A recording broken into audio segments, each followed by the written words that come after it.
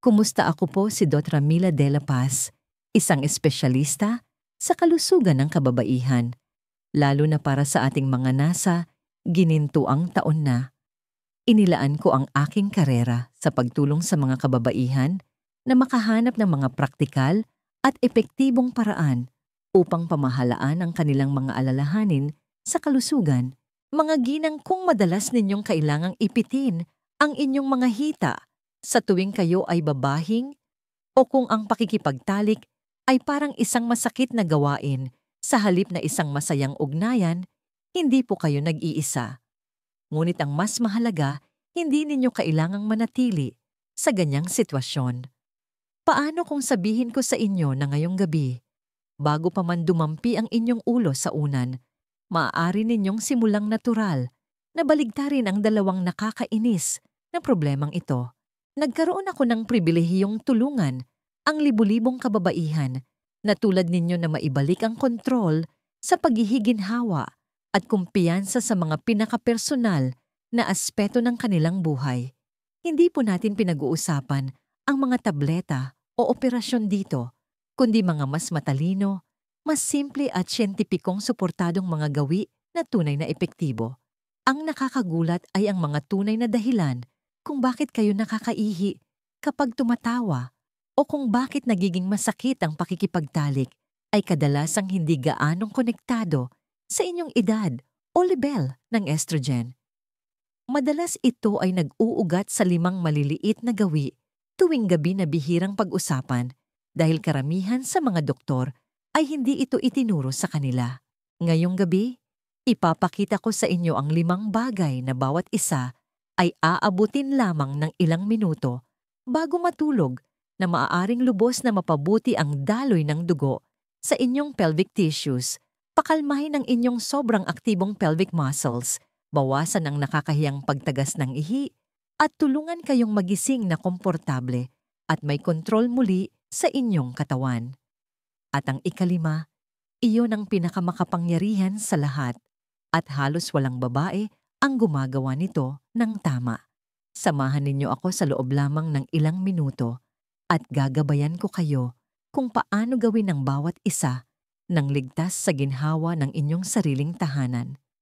Walang espesyal na kagamitan, walang gym, walang kahihiyan. Bago tayo dumako sa 5 makapangyarihang gawin ngayong gabi, kung sa tingin ninyo ay nakakatulong ang impormasyong ito, mangyaring isaalang-alang ang pagpindot sa subscribe button at sa bell icon. Sa ganoong paraan, hindi ninyo malalampasan ang anumang mga tip na sadyang idinisenyo para sa mga kababaihang nais maibalik ang kontrol sa kanilang kalusugan. At kung sa tingin ninyo ay nakakatulong ang video na ito, habang nagpapatuloy tayo, i-type ang 1 sa mga komento sa ibaba. Kung hindi, i-type ang 2. Binabasa ko ang bawat komento at ginagamit ang inyong feedback upang mas mapabuti ang mga video na ito para sa inyo. Sige, ngayong may kaunti na kayong alam tungkol sa akin at mas mahalaga kung bakit ito mahalaga, simulan na natin ang 5 bagay na nais kong gawin ninyo ngayong gabi. Ang mga ito ay hindi gimmick. Ito ay mga simple at siyentipikong suportadong mga hakbang na ginamit ng libo-libo sa aking mga nakatatandang pasyente upang makakuha ng tunay na mga resulta. Kung pagod na kayo sa madalas na pag-ihi, nakakahiyang pagtagas o sa pakiramdam na parang hindi na sa inyo ang inyong katawan, makinig kayong mabuti. Magsisimula na tayo ngayon sa unang hakbang. 1. Uminom ng 200-400 ml ng magnesium glycinate. Asat oras bago matulog. Hinding-hindi ko makakalimutan ang isa sa aking matagal ng pasyente, si Teresita, isang retiradong librarian mula sa Quezon City na nasa early 70s na. Pumunta siya sa akin, hindi dahil sa sakit, kundi dahil pakiramdam niya ay unti-unting hininaan ng kanyang katawan ang volume ng pagiging babae. Sabi niya, Dra de la Paz, hindi naman sa gusto kong maging 20 ulit, pero miss ko na yung pakiramdam na komportable sa sarili kong balat. Ang kanyang mga pangunahing reklamo ay ang patuloy at nakakainis na pakiramdam na kailangang umihi paggising ng maraming beses sa gabi at isang malalim na pananakit sa balakang na nagpaparamdam sa kanya na laging tensyonado. Si Teresita ay walang anumang partikular na sakit, walang malaking hormonal imbalance, ngunit malinaw na wala sa tamang kondisyon ang kanyang katawan. Tinanong ko siya ng ilang simpleng tanong at pagkatapos ay nagsagawa kami ng blood test. Tulad ng aking inaasahan, mababa ang kanyang magnesium levels, sobrang baba. At heto ang katotohanan, karamihan sa mga kababaihan na higit sa 16 ay nasa parehong sitwasyon at hindi man lang nila ito alam. Ang magnesium ay isa sa mga pinakahindi napapansing mineral pagdating sa kalusugan ng kababaihan. May papel ito sa mahigit 3 na tungkulin ng katawan, ngunit ang pinakamahalaga para sa atin ngayon ay ang muscle relaxation, nerve signaling at vascular health. Ibig sabihin, direktang naaapektuhan nito ang higpit ng inyong pelvic muscles, ang kontrol sa inyong pantog, at higit sa lahat, ang kalusugan at pagiging sensitibo ng inyong vaginal at clitoral tissues. Kung walang sapat na magnesium ang inyong katawan, ay nananatili sa isang estado ng mababang antas ng tensyon. Humihigpit ang mga kalamnan ng inyong nervous system ay nananatiling bahagyang naka-on.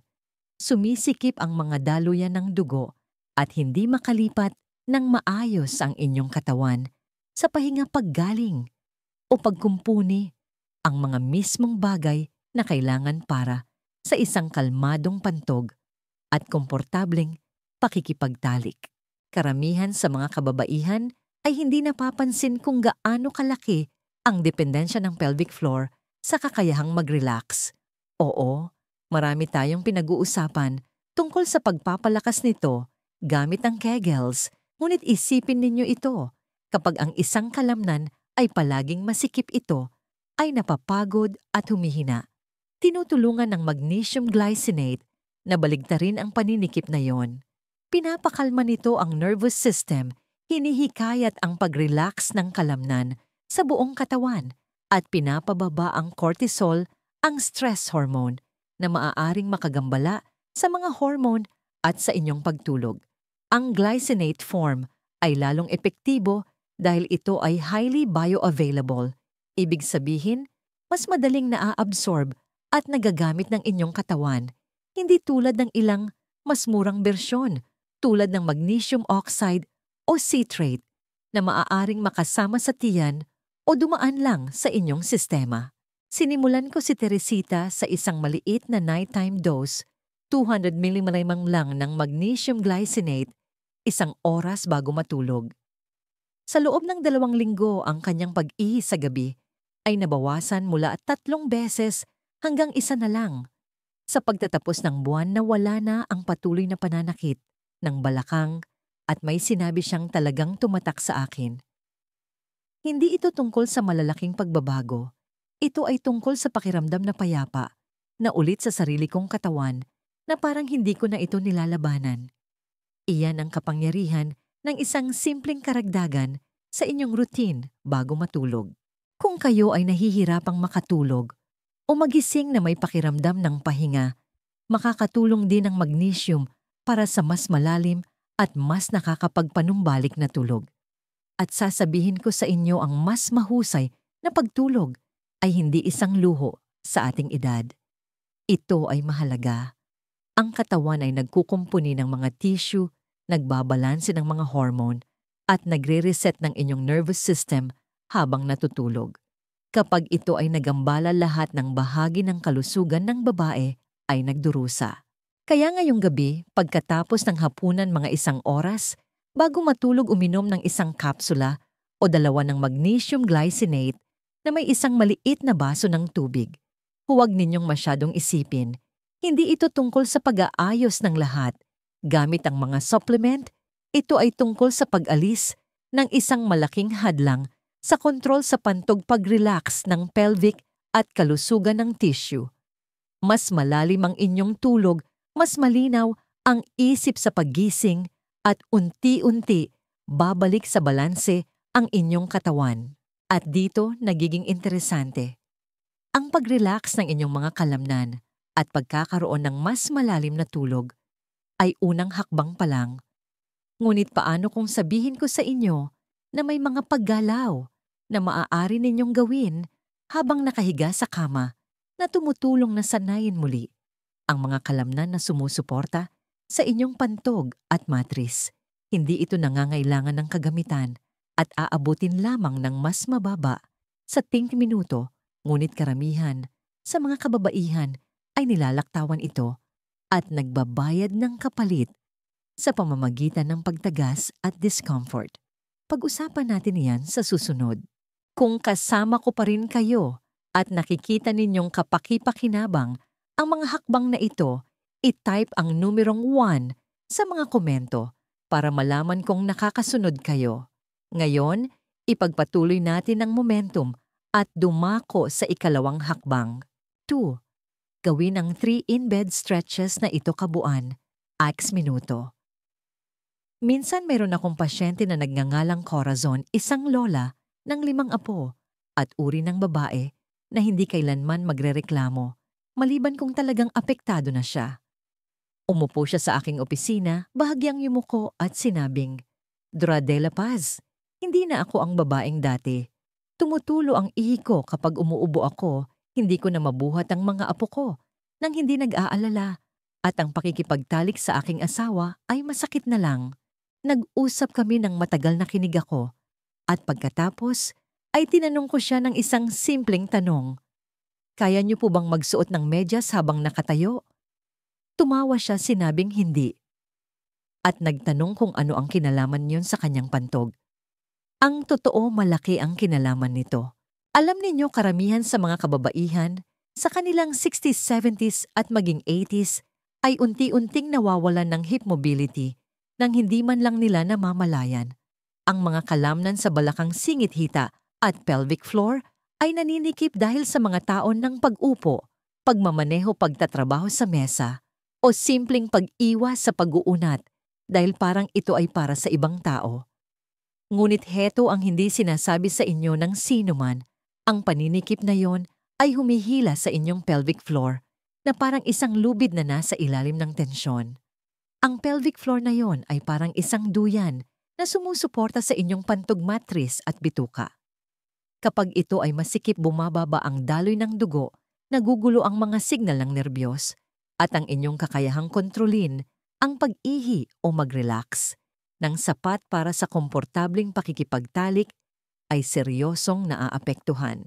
Kaya ano ang gagawin natin dito? Luluwagan natin ang tensyon at gagawin natin ito sa paraang banayad, komportable at partikular na idinisenyo para sa mga nakatatandang kababaihan. Dito pumapasok ang 3 in-bed stretches. Si Corazon ay nag-aalinlangan noong una. Ibig mong sabihin ang paghiga sa kama at paggalaw ng aking mga binti ay pipigil sa pagtagas ng ihi ko. Ngumiti ako. Eksakto. At sa loob ng ilang linggo ng paggawa ng mga ehersisyong ito, gabi-gabi nagsimula niyang mapansin ang mas kaunting pressure sa kanyang balakang, mas kaunting pagtagas, at isang bagay na akala niya ay nawala na ng tuluyan, ang kakayahang makipagtalik ng walang sakit. Ang unang stretch na itinuro ko sa kanya ay isang simpleng groin opener. Habang nakahiga sa kanyang likod, ipinahila ko ang isang tuhod pataas at hinayaan itong dahan-dahang bumagsak sa gilid, hindi hinihila, hindi pinipilit, hinahayaan lang ang gravity na gumawa ng trabaho. Hinawakan niya ang posisyong iyon sa loob ng 30 segundo. Pagkatapos ay nagpalit ng panig. Sa una, pakiramdam niya ay awkward, ngunit pagkatapos ng ilang gabi, nagsimula niyang maramdaman na lumuluwag ang paninikip. Ang paghila sa singit ay hindi na sakit. Ito ay kalayaan. Nagsimulang magbukas ang kanyang mga balakang at iyon pa lang ay nagsimulang magbago sa kanyang pakiramdam sa ibabang bahagi ng kanyang katawan. Sunod, ipinagawa ko sa kanya ang isang mabagal na paggalaw na tinatawag naming paghahalo sa kaldero. Ito ay eksakto. Kung ano ang tunog nito, hinihila ang parehong tuhod, papasok dahan-dahang iginagalaw ang mga ito sa malalawak na bilog. Ang paggalaw na ito ay hindi lamang nagluluwag sa inyong mga balakang. Dahan-dahan nitong minamasahe ang mga nerbiyos sa paligid ng inyong pantog at pelvic organs. Sinabi sa akin ni Corazon na may naramdaman siyang gumagalaw doon sa ibaba, na hindi na gumagalaw ng matagal na panahon. Iyon ay isang magandang senyales. Ibig sabihin, ginigising natin ang mga kalamnan na nanahimik sa loob ng maraming taon at sa wakas ang cobra stretch. Aaminin ko medyo kakaiba ang pakiramdam nito sa una, ngunit gumagawa ito ng mga himala. Humiga kayo sa inyong tiyan, ilagay ang inyong mga palad sa tabi ng inyong mga balikat at dahan-dahang itulak pataas ang itaas na bahagi ng inyong katawan habang pinapanatiling nakababa ang inyong mga balakang. Ang stretch na yon ay humihila ng malalim sa inyong ibabang tiyan at sa harap ng inyong balakang kung saan nagtatagpo ang inyong core at ang mga kalamnan na sumusuporta sa inyong pantog. Ito ay parang pagpiga ng isang espongha na matigas at tuyo sa loob ng maraming taon. Nagbabalik ito ng buhay sa mga tissue na labis na nangangailangan nito. Ang maganda sa tatlong stretches na ito ay kung gaano sila kasimple. Walang floor mats, walang pagbaba at pagtayo mula sa sahig. Kayo lang ang inyong kama at ilang minutong nakatuon bago matulog. At tulad ng sinabi ni Corazon pagkatapos ng 1 buwan ng paggawa nito, hindi ko alam kung gaano ako kasikip hanggang sa hindi na. Hindi ninyo kailangang maging flexible. Hindi ninyo kailangang maging athletic. Kailangan ninyo lang magsimula. Bawat gabi na lumalaktaw kayo, mananatili kayong nakakulong. Ngunit bawat gabi na nagko-commit kayo, binubuksan ninyo ang isa pang piraso ng inyong sarili na nakabaon sa ilalim ng mga taon ng tensyon. At heto pa, kapag nagsimulang lumuwag ang inyong mga balakang at pelvic muscles, mas nagiging responsive ang inyong katawan. Mas malinaw ang mga signal ng inyong pantog, mas madali kayong makapag-relax. Ngunit may isang bagay na maaaring mabilis na sumira sa lahat ng pag-unlad na yon, at iyon ay ang ginagawa ninyo sa tuwing kayo ay nasa banyo. Karamihan sa mga kababaihan ay ginagawa ang pagkakamaling ito araw-araw nang hindi man lang namamalayan. Ayusin natin iyan sa susunod. 3. Gamitin ang double void. Teknik sa banyo. Ilang taon na ang nakalilipas, isang babaeng nagngangalang Lydia ang nagpatingin sa akin. Siya ay 68, isang retiradong accountant at isa sa mga pinakadisiplinadong babae na nakilala ko. Dumarating siya 10 minuto bago ang bawat appointment, may hawak na notebook at sineseryoso ang bawat payo ko. Ngunit dumating siya sa araw na yon, nabigo at medyo nahihiya. Dorasark de la Paz, sabi niya, pagkatapos kong umihi tatayo ako at makalipas ang 2 minuto, may kaunting tagas na naman. Minsan kailangan kong magsuot ng pad para sigurado at ayaw na ayaw ko nito. Ano po bang nangyayari? Ngayon ang sitwasyon ni Lydia ay hindi bihira. Sa katunayan, ito ay isa sa mga pinakakaraniwan at hindi napapansing issue na kinakaharap ng mga kababaihan habang tumatanda. Iyong maliit na tagas, pagkatapos mong isiping, tapos ka, na hindi lang ito nakakainis. Ito ay isang senyales. Sinasabi sa iyo ng iyong katawan na hindi ganap na nauubos ang laman ng iyong pantog at ang iyong pelvic floor ay hindi nagre-relax ng tama. Maaaring mukha itong maliit na bagay, ngunit sa paglipas ng panahon, maaari itong humantong sa mas malalaking problema tulad ng urinary tract infections, iritasyon sa balat, pagkagambala sa pagtulog, at maging sa pakiramdam ng kahihiyan o pag-iisa. Kaya tinanong ko si Lydia ng isang tanong na madalas kong itanong sa aking mga pasyente, na subukan niyo na po ba ang double voiding? Umiling siya. Hindi pa niya ito narinig. Hindi ako nagulat. Karamihan sa mga kababaihan ay hindi pa.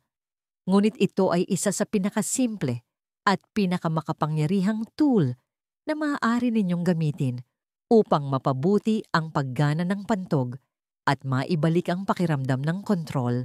Heto ang ipinaliwanag ko sa kanya. Ang double voiding ay nangangahulugang umiihi ka, humihinto, humihinga, at pagkatapos ay sinusubukan mong umihi ulit.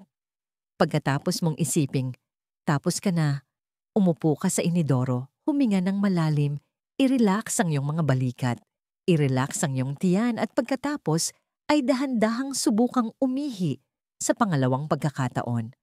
Ang madalas na nangyayari at ito ay mahalaga ay inilalabas ng iyong katawan ang huling natitirang ihi na nasa ilalim ng pantog.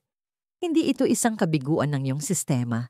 Ito ay naantalang koordinasyon ng kalamnan sa pagtanda ang komunikasyon sa pagitan ng iyong pantog, utak at pelvic muscles ay maaaring bumagal. Binibigyan sila ng double voiding ng pagkakataong mag-sync up muli. Sinimulan itong gawin ni Lydia noong gabing iyon. Sinabi niya sa akin na nakakatawa ang pakiramdam na nakaupo sa inidoro at naghihintay na may mangyari. Ngunit sa kanyang pagkagulat, ilang segundo lang, may lumabas na pangalawang maliit na agos. At mas mahalaga, nagsimulang mawala ang pagtagas pagkatapos umihi. Sa loob ng isang linggo, sinabi niyang mas tuyo ang kanyang pakiramdam, mas may kumpiyansa at hindi na niya kailangang magsuot ng para sigurado na pad. Iyon ang uri ng maliit na tagumpay na maaring magbago sa araw ng isang babae at sa kanyang self-esteem. Ang teknik na ito ay hindi lamang tungkol sa kalinisan. Ito ay tungkol sa kapayapaan ng isip. Ito ay tungkol sa kakayahang humiga sa gabi nang hindi nag-aalala kung kailangan mong bumangon muli. Ito ay tungkol sa paglabas sa banyo nang walang nakakainis na pakiramdam ng pagkabasa.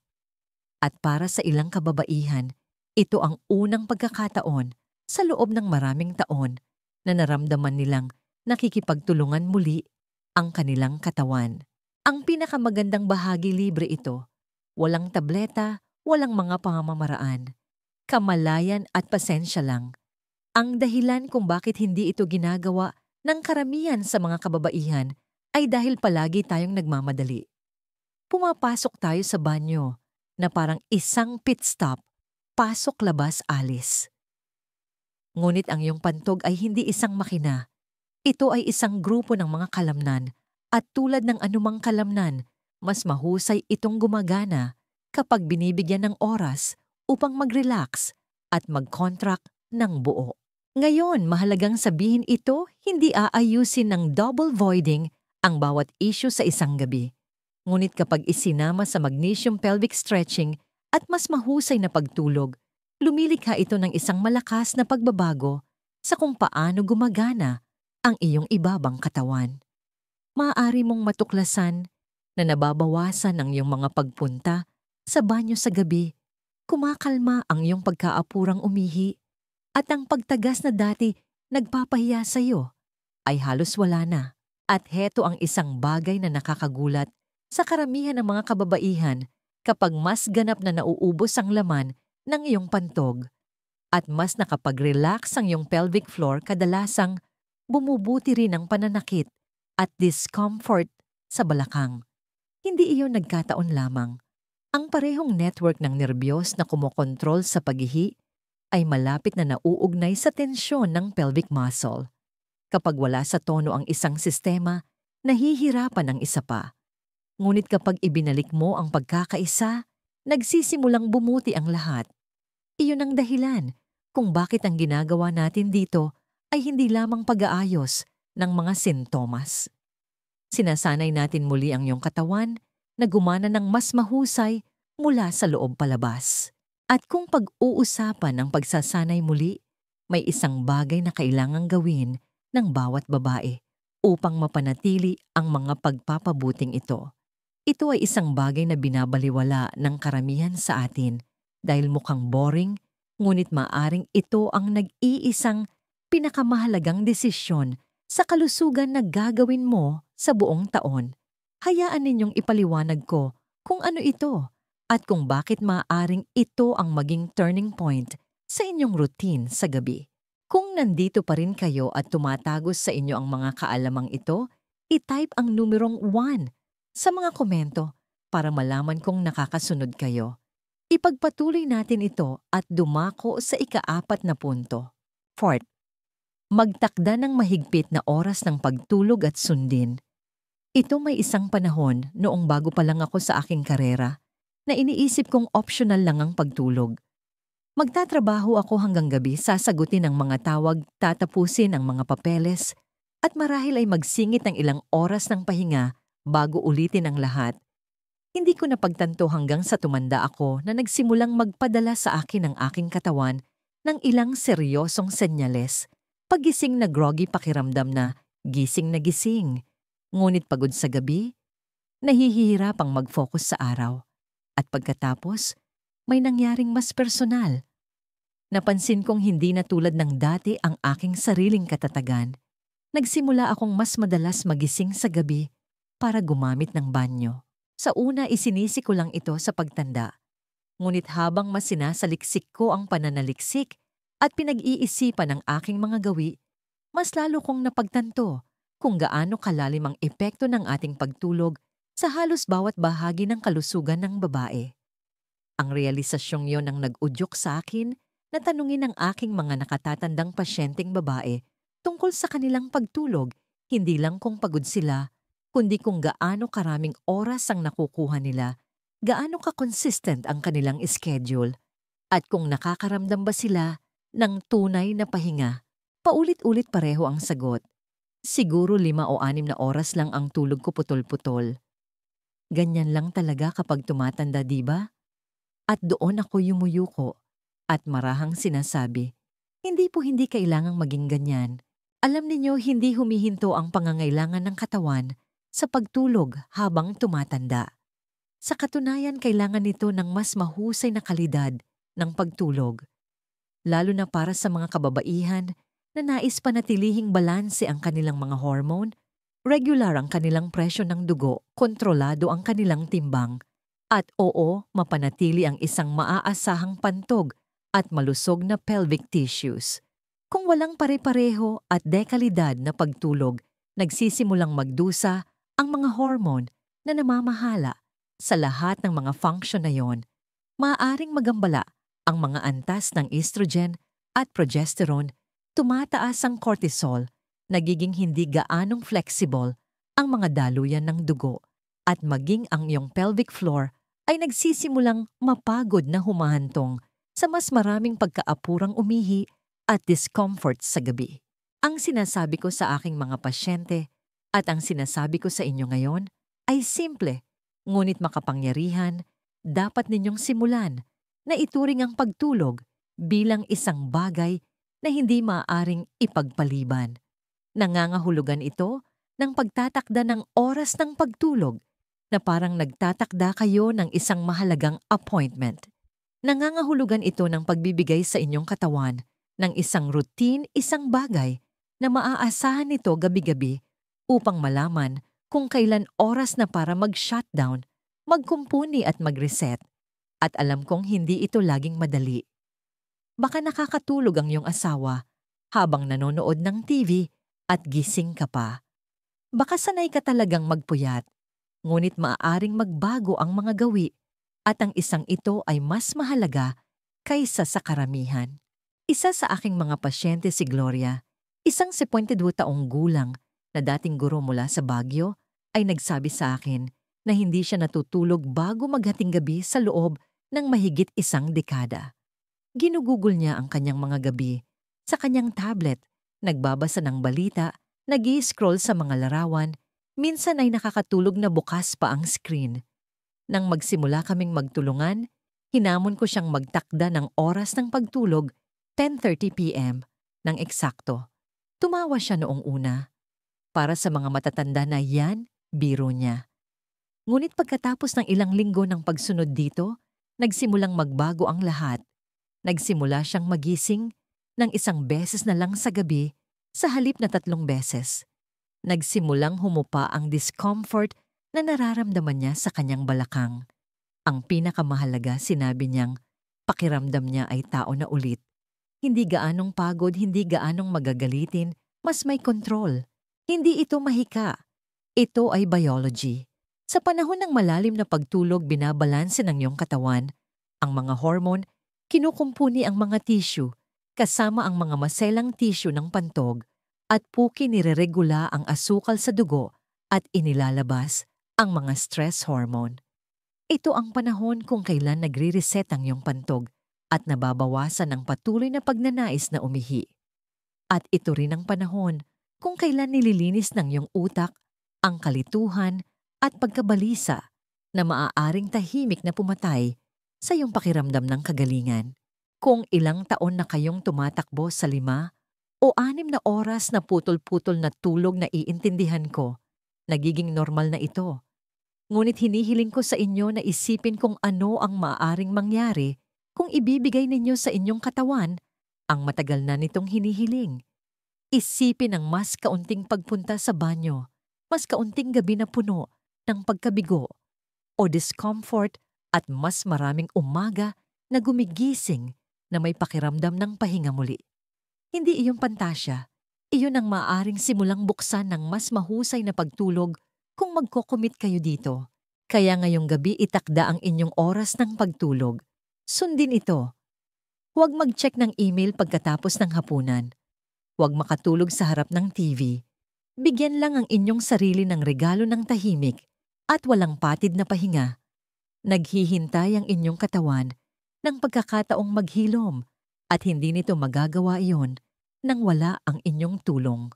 Ngayon, kapag nalikha na ninyo ang tamang mga kondisyon sa pamamagitan ng mas mahusay na pagtulog, pag-unat magnesium at tamang gawi sa pantog oras na para pagsama-samahin ang lahat sa isang huling hakbang, at babalaan ko kayo ito ang nilalaktawan ng karamihan sa mga kababaihan, ngunit may kapangyarihan itong gawing pangmatagalang pagbabago.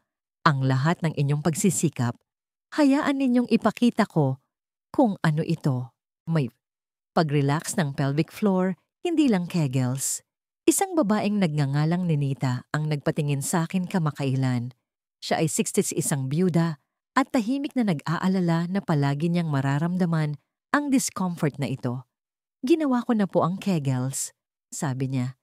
Ilang taon ko na itong ginagawa. Walang gumagana tulad ng inaasahan ko.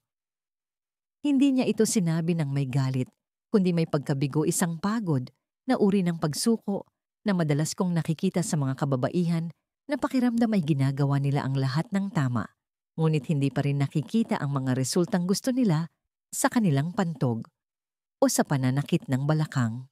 Ang kwento ni Ninita ay isa sa mga naririnig ko halos linggo-linggo, at habang nirerespeto ko ang pagsisikap na inilalaan ng mga kababaihan sa pagpapalakas ng kanilang pelvic floor, karamihan ay hindi napapansin na may kulang silang isang kritikal na piraso ng puzzle.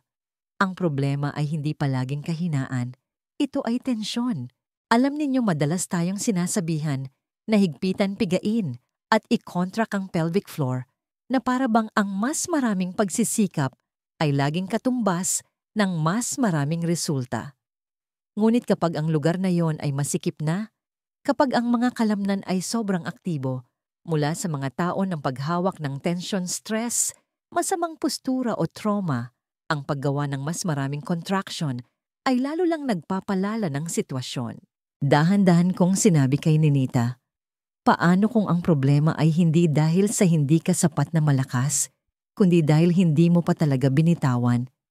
Medyo nalito siyang tumingin sa akin at doon ko ipinakilala sa kanya ang isang bagay na nagpabago sa kanyang buhay, ang pag-relax ng pelvic floor. Hindi ito tungkol sa paggawa ng mas kaunti. Ito ay tungkol sa paggawa ng tama. Ang tunay na kalusugan ng pelvic ay nagsisimula sa balanse. Kailangang maging malakas ang mga kalamnan, o ngunit kailangan ding maging flexible, responsive at relaxed kapag dapat. At sa mga kababaihan na higit sa 60, napakakaraniwan na ang pelvic floor ay nakakulong sa isang mababang antas ng contraction buong araw. Ang patuloy na tensyon na yon ay pumipigas sa pantog, lumilikha ng pagkaapurang umihi, binabawasan ang daloy ng dugo sa vaginal tissues, nagdudulot ng pagkatuyo at sakit, at pinapanatiling alisto ang nervous system. Tinuruan ko si Ninita ng isang simpleng nightly practice na tinatawag kong paghinga na parang lobo. Hindi ito komplikado at hindi nangangailangan ng anumang kagamitan, siya lang na nakahiga sa kanyang likod, sinasadyang humihinga papunta sa kanyang ibabang tiyan.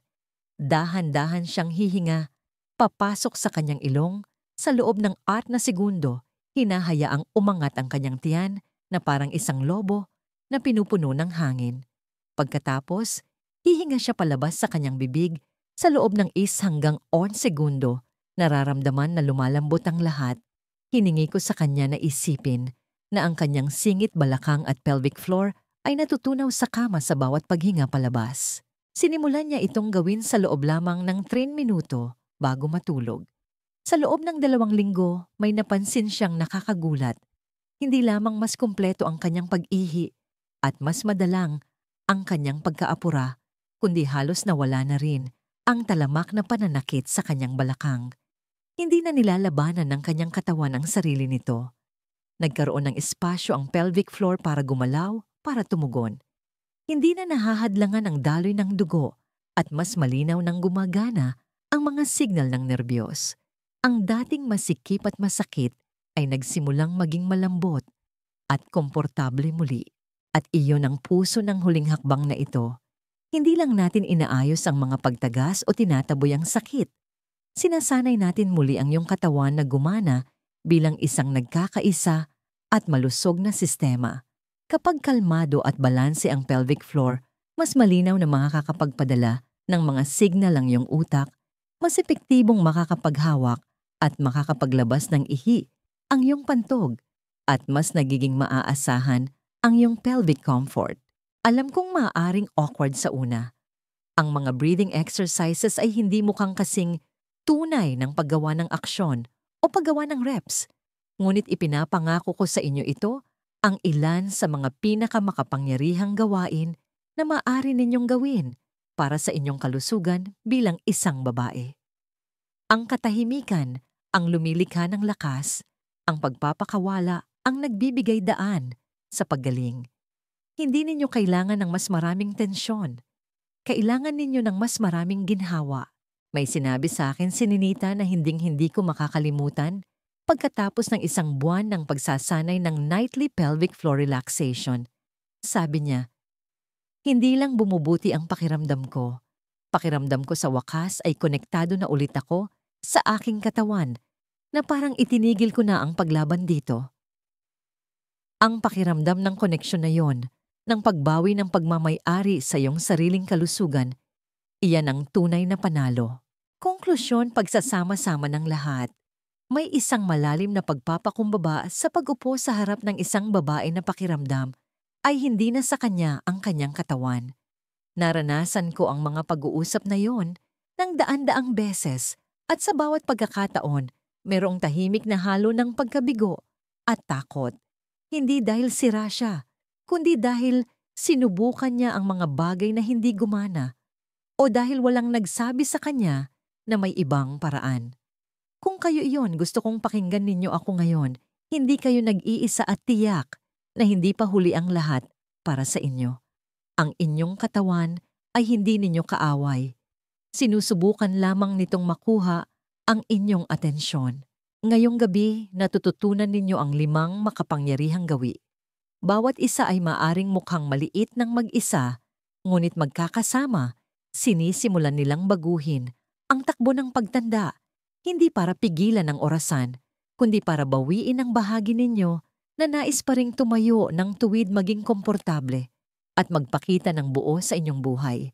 Magsisimula kayo sa magnesium glycinate, hindi dahil ito ay uso, kundi dahil ang inyong mga kalam na nerbiyos at tissues ay umaasa sa isang malalim na estado ng pahinga na hindi naramdaman ng karamihan sa mga kababaihan sa loob ng maraming taon. Pagkatapos, igagalaw ninyo ang inyong katawan sa mga paraan na bumabaligtad sa mga taon ng paninigas, binubuksan ang mga balakang at pelvis upang palayain ang mga daluyan ng dugo at nerbiyos na sumusuporta sa isang malusog na pantog at komportableng pakikipagtalik. Muli ninyong matututunan kung paano gamitin ang banyo hindi bilang isang minadaling gawain, kundi bilang isang tahimik na pagsasanay ng pasensya at kamalayan na nagpapahintulot sa inyong pantog na ganap na maubos at sa wakas ay wakasan ng pagtagas na matagal nang bumabagabag sa inyo. Ituturing ninyong sagrado muli ang pagtulog Hindi isang huling isipin, kundi ang mismong makina kung saan nababalanse ang inyong mga hormone, kung saan nagre-reset ang inyong katawan, at kung saan bumabalik ang ilaw sa bawat sistema na mahalaga sa inyong kalusugan bilang isang babae. At sa wakas, hihinga kayo. Titigilan ninyo ang paghigpit, titigilan ang pagpilit. Bibigyan ninyo ng pahintulot ang inyong pelvic floor na lumambot at magpakawala. Papayagan ninyong maalala ng inyong katawan na ang lakas ay hindi nagmumula sa mas mahigpit na pagpiga. Nagmumula ito sa balanse sa pag-alam kung kailan mag-contract at kung kailan mag-release. Iyan ang bahaging nakakaligtaan ng napakaraming kababaihan at iyan ang dahilan kung bakit inihuli ko ito. Dahil walang supplement, walang stretch, walang trick na magiging mahalaga kung nabubuhay ka pa rin sa isang katawan na nakakulong sa tensyon at paglaban. Kapag huminga kayo ng malalim at hinayaan ang inyong pelvic floor na mag-relax, nagpapadala kayo ng mensahe sa inyong buong nervous system, ligtas maghilom, ligtas maging komportable, ligtas makaramdam. At lahat ng ito, lahat ng 5 gawi ay maaaring magsimula ngayong gabi. Hindi sa susunod na taon, hindi kapag may oras na kayo. Ngayong gabi, hindi ninyo kailangan ng perpektong plano o gym membership o mamahaling tableta. Kailangan ninyo ng intensyon, kailangan ninyo ng pagiging pare-pareho, at marahil kailangan ninyong marinig na hindi pa huli ang lahat. Nakakita na ako ng mga kababaihan sa kanilang 60s, 70s at maging 80s na ganap na nagbago ng kanilang sitwasyon. Nakita ko silang mula sa tahimik na kahihiyan ay naging tahimik na may kumpiyansa. Mula sa pag-iwas sa pakikipagtalik ay muling nag-enjoy dito. Mula sa pagtagas sa bawat ubo ay natutulog hanggang umaga. Mula sa patuloy na discomfort ay naging komportable na akala nila'y hindi na nila mararamdaman muli. Ang mga kwentong ito ay hindi himala. Ito ay mga resulta. At nagsisimula ito sa sandaling magpasya kayong ituring ang inyong kalusugan, hindi bilang isang pasanin, kundi bilang isang karapat-dapat na hangarin, isang huling kaisipan at aral sa buhay mula sa inyong doktora. Kung may isang aral sa buhay na natututunan ko bilang isang doktor at bilang isang babae, ito iyon. Ang inyong katawan ay may hindi kapani-paniwala at likas na karunungan at kakayahang maghilom, anuman ang inyong edad. Kadalasan ang mga pinakamalalim na pagbabago ay hindi nagmumula sa pagdaragdag ng mas maraming komplikasyon, kundi sa pag-alis ng mga hadlang at muling pagtuklas sa mga simple at fundamental na kasanayan na nagpapahintulot sa inyong katawan na gawin ang kung ano ang idinisenyo nitong gawin. Ito ay tungkol sa pakikipagtulungan sa inyong katawan, hindi paglaban dito. Ang tunay na lakas, sigla at kagalingan ay madalas na matatagpuan sa tahimik at tuloy-tuloy na atensyon sa mga pundasyon na ito. Ngayon, kung umabot kayo hanggang dito, nais kong magpasalamat sa inyo, hindi lamang sa panonood o pagbabasa, kundi sa pagmamalasakit na sapat upang ilaan ang oras na ito sa inyong sarili. Iyon pa lang ay nagpapabukod tangi na sa inyo. Nais kong ipaalala sa inyo na hindi ninyo kailangang lakarin ang daang ito ng mag-isa. Kung mayroon sa mga ibinahagi ko ngayong gabi na nagdulot ng tanong o damdamin, mangyaring mag-iwan ng komento sa ibaba. Binabasa ko ang mga ito at tumutugon ako dahil ang aking misyon ay tulungan ng mga kababaihang tulad ninyo na mabawi ang nararapat sa kanila, dignidad, sigla at koneksyon. Kung nakatulong sa inyo kahit kaunti ang impormasyong ito, ipaalam ninyo sa akin. At kung hindi, sabihin nyo rin iyon. Ang inyong feedback ay napakahalaga. Higit sa lahat, nais kong isara ninyo ang artikulong ito ngayong gabi at kumilos. Ibaba ang inyong telepono, patayin ang TV, inumin ang inyong magnesium, gawin ang inyong mga stretches, huminga, matulog, at hayaan ang inyong katawan na alalahanin kung ano ang kaya nitong gawin kapag binigyan ninyo ito ng suporta na matagal na nitong tahimik na hinihiling. May oras pa. May lakas pa sa inyo at naghihintay ito sa kabilang panig ng gabing ito. Kung ang artikulong ito ay nagbigay sa inyo, kahit isang kapaki-pakinabang na kaalaman, isang bagay na hindi ninyo alam, o isang bagay na nagparamdam sa inyo ng kaunting pag-asa, mangyaring maglaan ng 1 segundo upang i-like o i-share ito. Maaring mukhang maliit, ngunit nakakatulong ito na maabot ng impormasyong ito ang mas maraming kababaihan na tahimik na nahihirapan tulad ng maaring nararanasan ninyo. Ibahagi niyo po ito sa isang kaibigan, kapatid na babae o sinuman sa inyong buhay na maaaring dumaranas ng parehong mga isyu. Hindi natin alam kung sino ang naghahanap ng mga sagot at nahihiyang magtanong. At ang pinakamahalaga, nais kong marinig mula sa inyo. Mag-iwan ng komento sa ibaba. Kahit isang mabilis na 1 kung nakita ninyong kapaki-pakinabang ito o 0 kung hindi, para mas mapabuti ko ang mga susunod na content. Sabihin ninyo sa akin kung ano ang inyong pinagdadaanan, kung ano ang gumana, o kung ano pa ang inyong hinahanap. Personal kong binabasa ang bawat komento at ang inyong feedback ang humuhubog sa lahat ng aking nililikha. Hindi kayo nag-iisa dito. Sama-sama bumubuo tayo ng isang mas malakas, mas malusog, at mas may kumpiyansang komunidad ng mga kababaihan. Salamat sa pagiging narito. Isaalang-alang po ang pag-subscribe para sa mas marami pang kaalamang tulad nito. Inaasahan kong muli tayong magkakaugnayan sa lalong madaling panahon.